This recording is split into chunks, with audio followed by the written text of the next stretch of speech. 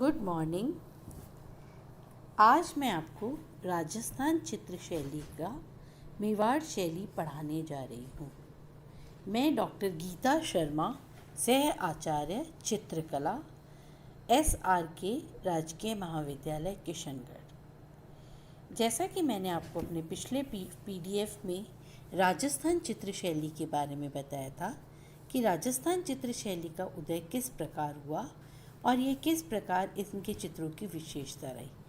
आज मैं राजस्थान शैली की उप शैलियाँ, क्योंकि राजस्थान के जितने रजवाड़े रहे हैं उतनी ही वहाँ पर शैलियाँ रही हैं जिन्हें हम उप शैलियों के नाम से जानते हैं। ये इन उप शैलियों में मेवाड़, मारवाड़, कोटा, बूंदी, किशनगढ़, जयपुर आदि प्रसिद्ध उप शैलियाँ रही हैं। आज हम सर्वप्रथम मेवाड़ शैली को देखेंगे। मेवाड़ को प्राचीन समय में मेदपाट या मध्यमिका नाम से जाना जाता था। 11वीं शताब्दी में इसे मेवाड़ के नाम से पुकारा जाने लगा। मेवाड़ में हमें प्राचीन काल से ही प्रागैतिहासिक कालीन अवशेष प्राप्त होते हैं। यहाँ की बनास घाटी से हमें आहड़, बेलूर में ताम्र पाषाण युग के अवशेष मिले हैं जो इस क्षेत्र की प्राचीनता का बोध कराते हैं। इसके अतिरिक्त मेवाड़ क्षेत्र में कुंभलगढ़, चित्तौड़, मांडलगढ़, मेवाड़ के प्रसिद्ध किले रहे हैं जो मेवाड़ क्षेत्र की स्थापत्य कला के उत्कृष्ट उदाहरण हैं। मेवाड़ी जो राजा थे वो विपत्तियों, बाधाओं और युद्धों की परवाह किए बिना धर्म, कला तथा संस्कृति की रक्षा के लिए सदैव तत्पर रहते थे। यही और राजस्थानी चित्रकला का उद्भव भी मेवाड़ क्षेत्र से ही माना जाता है। चित्रकला के विकास में मेवाड़ शैली का प्रमुख स्थान रहा है। 728 ईस्वी में बप्पा रावल ने मेवाड़ साम्राज्य की नींव डाली थी और इनके वंशज महाराणा कहलाए थे। महाराणा कुंभा, जिनका समय 1443 ईस्वी से 1464 ईस्वी माना जाता है, ने इनके समय में मेवाड़ में स्थापत्य, साहित्य, संगीत आदि ललित कलाओं का उत्तम विकास हुआ। चित्तौड़, कुंभलगढ़ के किले इन्हीं के समय के कुंभा संस्कृति के जीवंत उदाहरण हैं। इन्होंने स्थापत्य पे कुंभा जी ने स्वयं ने भी बहुत कार्य किया है। महाराणा कुंभा के पश्चात राणा सांगा, जिनका समय 1509 से 1528 ईस्वी रहा, इन्होंने कभी बाबर से भी युद्ध में हार नहीं मानी। इनकी पुत्रवधू मीराबाई ने कृष्ण भक्ति की धारा प्रवाहित की, जिसका राजस्थान की कला एवं संस्कृति पर अत्यधिक प्रभाव पड़ा है। बाबर के आक्रमण से चित्तौड़ के ध्वस्त होने के कारण महाराणा उदय सिंह ने सामरिक महत्व को समझते हुए उदयपुर को अपनी नई राजधानी स्थापित किया। उसके पश्चात इनका भी मुगलों से काफ़ी घमासान रहा। उदय सिंह के पश्चात महाराणा प्रताप ने चावंडा को अपनी राजधानी बनाया। इस प्रकार मेवाड़ के बदलते राजनीतिक परिवेश में कुंभलगढ़, चित्तौड़, चावंडा और उदयपुर इनकी राजधानी रही और यही प्रारंभिक मेवाड़ियों की चित्रकला के प्रमुख केंद्र के रूप में उभरे। अमर सिंह प्रथम जो पहले शासक रहे जिन्होंने मुगल अधीनता स्वीकार कर ली और इन्हीं के समय से इनका समय जो है वो 1597 ईस्वी से 1620 ईस्वी का रहा। इनके समय के चित्रों में हमें सर्वप्रथम मुगल प्रभाव देखने को मिलते हैं। धीरे धीरे जगत सिंह इनके पश्चात जगत सिंह के समय चित्रकला का अत्यधिक विकास हुआ। मेवाड़ क्षेत्र चित्रकला के प्रति कभी उदासीन नहीं रहा। आहड़ आदि स्थानों से प्राप्त प्राचीनतम चित्रावशेष इसके साक्षी रहे हैं। मेवाड़ की चित्रकला का प्रारंभिक उदाहरण श्रावक प्रतिक्रमण सूत्र चूर्णी है। यह 1260 ईस्वी की है तथा उदयपुर के आहार स्थान पर चित्रित की गई। महाराणा गोहिल तेज सिंह के समय यह चित्रित की गई थी। इसी समय की चित्रकला का दूसरा सचित्र ग्रंथ कल्पसूत्र है, जो 1418 ईस्वी का है, जो सोमेश्वर गांव के गोठवाड़ में चित्रित किया गया। एक अन्य यह ग्रंथ अनूप संस्कृत पुस्तकालय बीकानेर में संग्रहित है।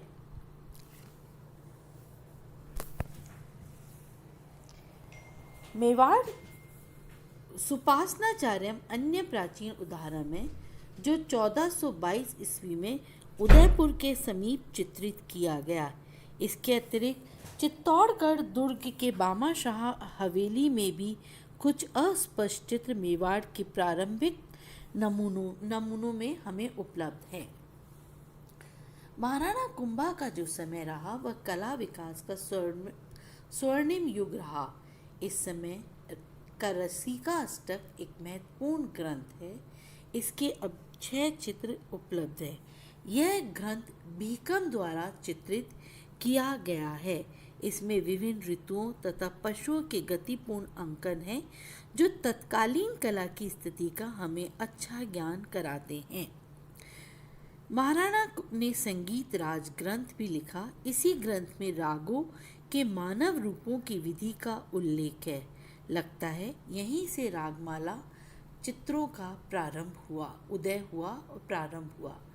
मेवाड़ चित्र शैली का सर्वप्रथम चित्र जिसमें मेवाड़ शैली की विशेषताएं दिखाई देती है, क्योंकि अब तक जो चित्र दिखाई दे रहे थे वह अपभ्रंश शैली से प्रभावित थे, उनमें अपभ्रंश शैली के गुण समाहित थे।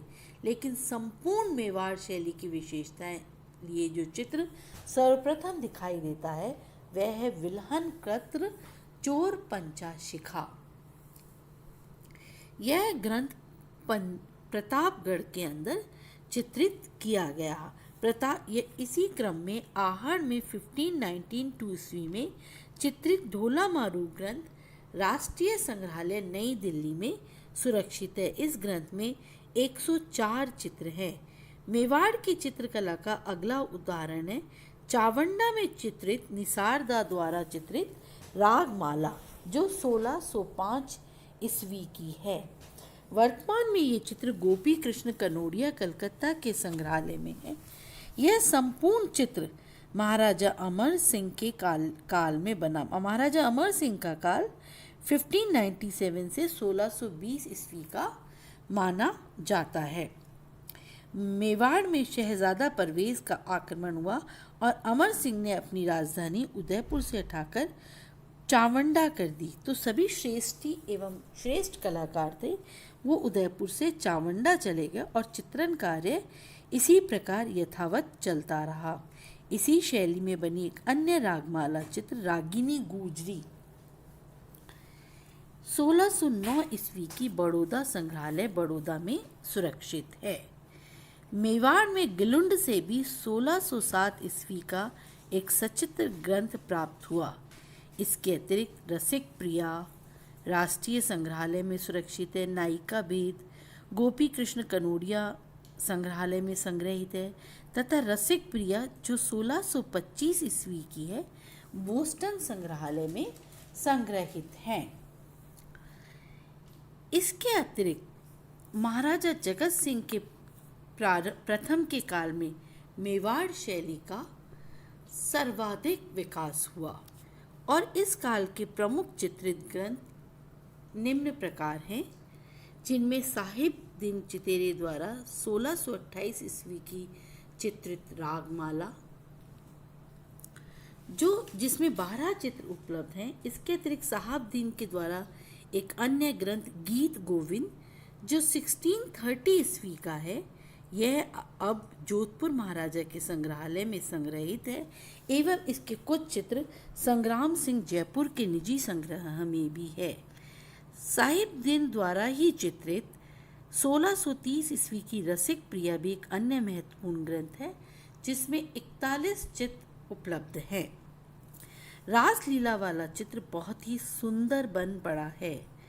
इसके अतिरिक्त सूर सागर, रसिक प्रिया, कुमार संभव, रस मंजरी, कवि प्रिया, रसिक प्रिया आदि अनेक ग्रंथ महाराजा जगत सिंह के समय चित्रित किए गए, जिनमें मेवाड़ शैली के उत्कृष्ट उदाहरण हमें देखने को मिलते हैं।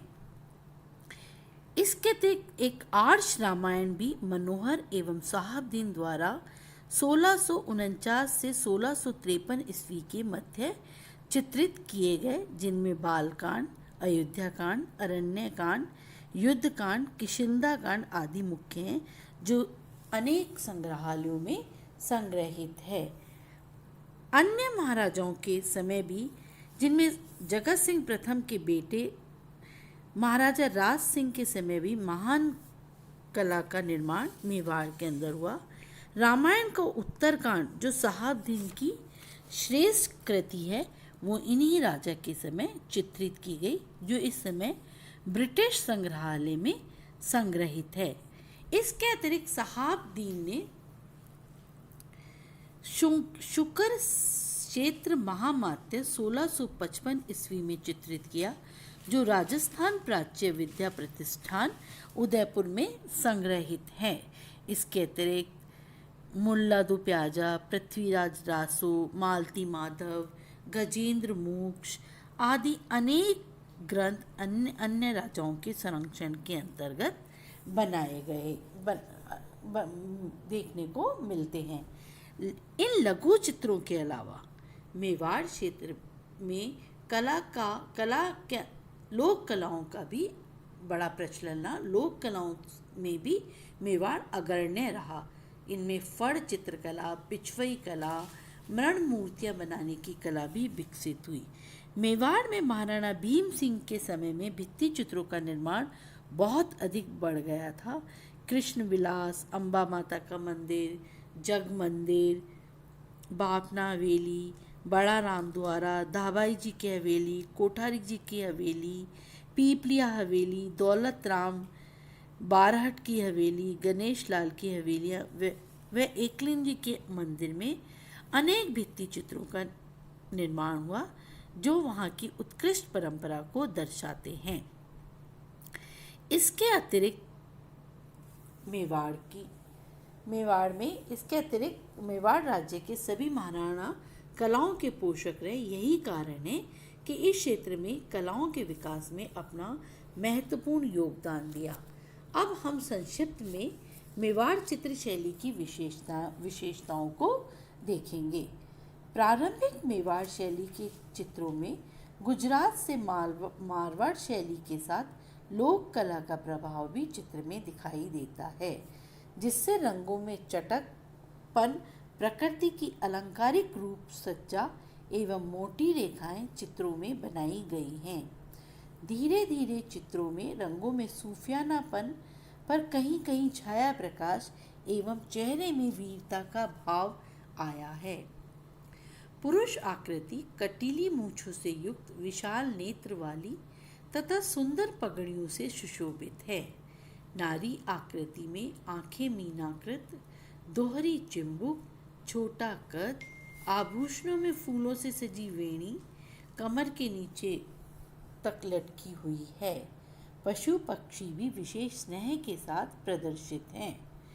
चित्रों में हाशिए लाल बनाए गए, जो हिंगुल तथा सिंदूर से मिलकर बनाए गए हैं। यहाँ आलेख्य या स्थान को घटना की सुविधा के अनुसार कई खंडों में विभक्त किया गया है। जैसे एक ही घटना को कई खंडों में दर्शाया गया है।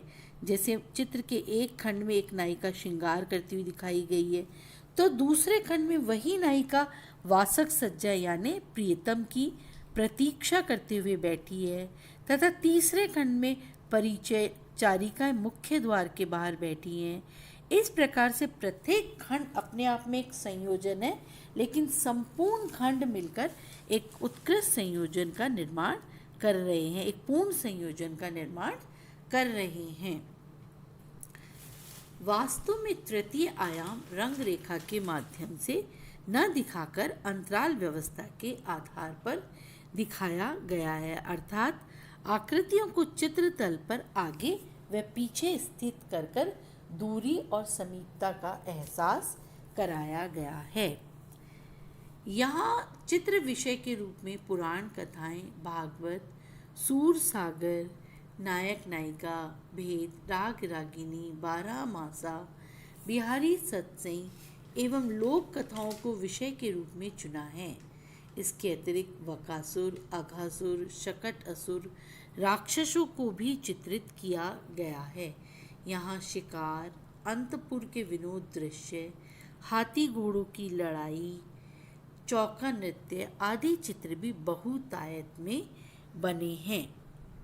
रस निष्पत्ति मेवाड़ी चित्रों का प्रमुख ध्येय रहा है, लेकिन उसी संयोजन में वास्तु तथा मानव आकृतियों को दीप्तिपूर्ण बनाया है। क्षितिज रेखा से यहाँ के चित्रकार का कोई लगाव नहीं था, जो हमें मुगलिया चित्रों में देखने को मिलता है। वह तो संपूर्ण चित्रतल यानी संपूर्ण कागज को ही उसने विषय वस्तु से संजोया है। इस प्रकार मेवाड़ शैली राजस्थानी चित्रकला की अमर धरोहर है। राजस्थान के जन जीवन, धर्म तथा सामंती जीवन का जीता जागता स्वरूप मेवाड़ के चित्रों में परिलक्षित होता है, मेवाड़ के चित्रों में दिखाई देता है। आज हमने मेवाड़ शैली को समझा। कल हम किशनगढ़ शैली के बारे में जानेंगे या बात करेंगे। धन्यवाद।